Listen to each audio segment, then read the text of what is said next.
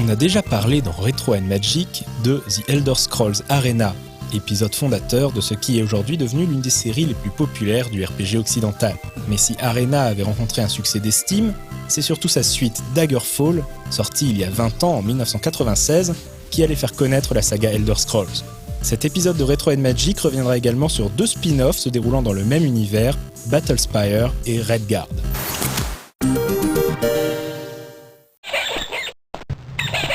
Si Arena proposait en son temps de visiter l'intégralité du continent, Daggerfall se limite aux régions entourant la baie d'Iliac, à l'extrémité ouest de Tamriel.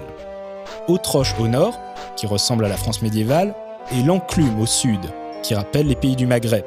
Mais même si la zone de jeu est plus réduite que dans son prédécesseur, la surface à explorer avoisine tout de même 160 000 km². Oui, 160 000 km². À titre de comparaison, la zone de jeu de Skyrim fait à peu près 37 km². Voilà. À l'époque de sa sortie, le jeu est tellement vaste qu'à moins de posséder un PC dernier cri, mieux valait ne pas espérer pouvoir ne serait-ce que le lancer.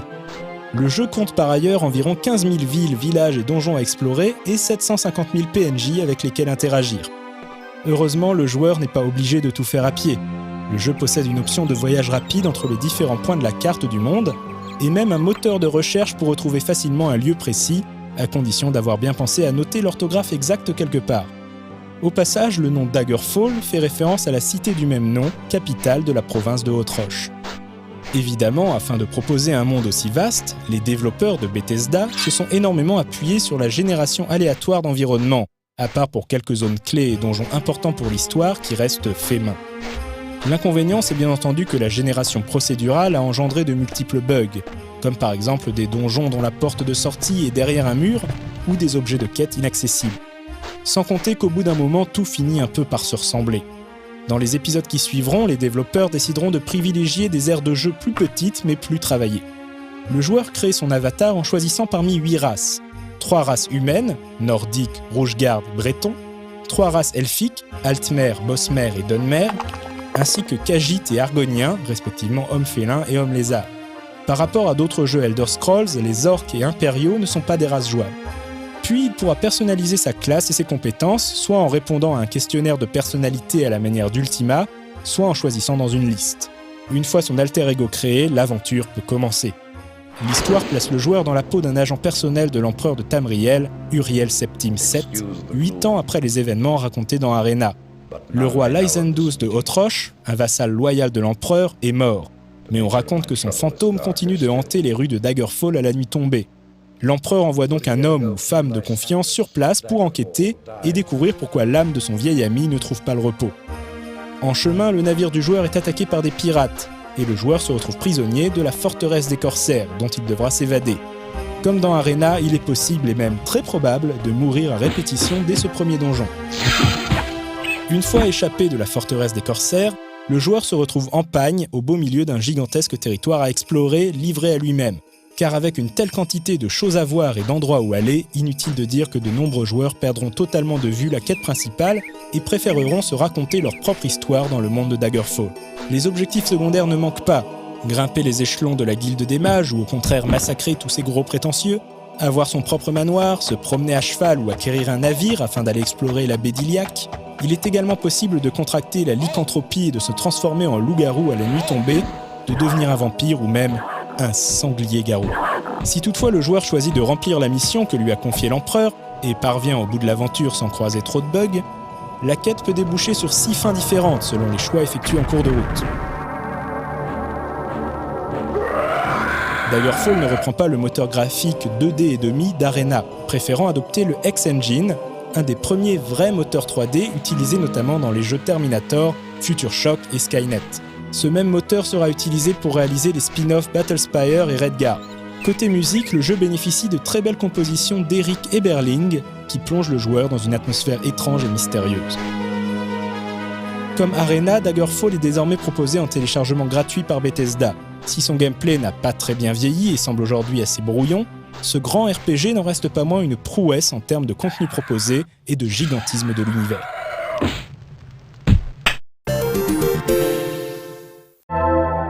Peu après la sortie de Daggerfall, les développeurs de Bethesda se mettent au travail sur un projet de suite qui deviendra Morrowind. Mais en attendant que ce projet au long cours se matérialise, ils entament également la réalisation d'une extension pour Daggerfall. L'équipe estime, à tort ou à raison, que le point fort de Daggerfall réside dans les phases d'exploration de donjons, et souhaite donc proposer aux joueurs un donjon gigantesque à explorer, à la manière d'Ultima Underworld. Finalement, ce dungeon crawler deviendra un jeu à part entière, Battlespire.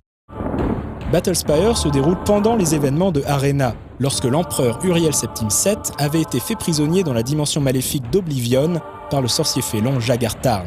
Profitant de la trahison de Tarn, les forces d'Oblivion, menées par le prince d'Aedric, Mehrunes Dagon, infiltrent le centre d'entraînement des mages de bataille, la forteresse de Battlespire, flottant dans l'éther entre les plans.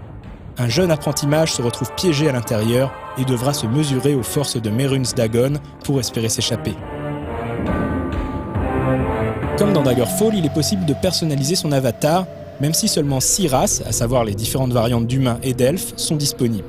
Battlespire compte 7 niveaux remplis d'ennemis, de pièges, d'énigmes, mais aussi et surtout de bugs. Difficile de ne pas se dire que le titre a été bâclé, tant les problèmes techniques sont nombreux. Il est par exemple vivement recommandé de ne pas sauvegarder à un étage particulier du donjon, car les fichiers créés à cet étage se corrompent petit à petit, ce qui peut faire perdre au joueur sa progression bien plus tard dans l'aventure. Ces problèmes sont d'autant plus dommages que les développeurs avaient eu quelques idées intéressantes. Le joueur pouvait ainsi engager la conversation avec la plupart des ennemis et peut-être même les convaincre de se battre à ses côtés contre les autres monstres. Mais globalement, Battlespire est un épisode très dispensable de la saga Elder Scrolls. Les choses sont bien différentes pour Redguard, sorti l'année suivante en 1998. Il s'agit d'un excellent jeu d'action-aventure en 3D inspiré à la fois de la série Prince of Persia et plus généralement de ce qui se fait alors sur console. Le jeu passera malheureusement inaperçu, mais mériterait vraiment d'être redécouvert tant l'aventure qu'il propose se révèle passionnante dans la grande tradition des récits de KPDP. Redguard se déroule 4 siècles avant Arena et Daggerfall, durant le règne de Tibère Septime, le premier empereur de Tamriel qui unifia le continent par le feu et l'acier. La province de l'Enclume vient justement d'être matée par les légions de l'empereur, mais la population rouge-garde accepte mal l'occupation impériale, personnifiée par le gouverneur Ricton. Le joueur ne crée pas son personnage cette fois-ci, mais incarne Cyrus, un aventurier rouge-garde de retour au bercail, après avoir reçu une lettre l'informant de la disparition mystérieuse de sa sœur, Ysara. Il découvre bien vite qu'Ysara a rejoint la résistance contre l'Empire, et va par conséquent au-devant de graves ennuis. Redguard n'est pas un RPG, mais propose néanmoins un monde ouvert à explorer, en l'occurrence la petite île de Stros M'Kai, avec ses villes, ses jungles, ses ruines naines et autres donjons. Le jeu alterne exploration, dialogue, combat au sabre et phase de plateforme. Ce dernier ingrédient n'est clairement pas le point fort du jeu, car la maniabilité de Cyrus est très rigide, ce qui rend les sauts et autres séquences d'escalade assez frustrants. Les combats sont quant à eux assez basiques. Néanmoins, malgré ses soucis de jouabilité, le charme opère, et c'est grâce à la qualité de l'écriture, assez rare pour être souligné car ça n'a jamais été le point fort de Bethesda, grâce à l'ambiance, à la musique, à la richesse du monde à explorer, et surtout au sentiment de prendre part à une grande aventure.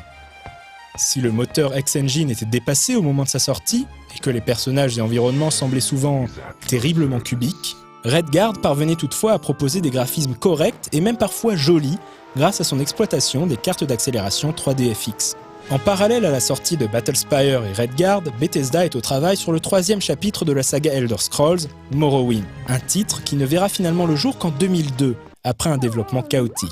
Mais on aura l'occasion d'en reparler bientôt dans Retro & Magic, car l'année 2017 marquera le 15e anniversaire de ce jeu devenu culte.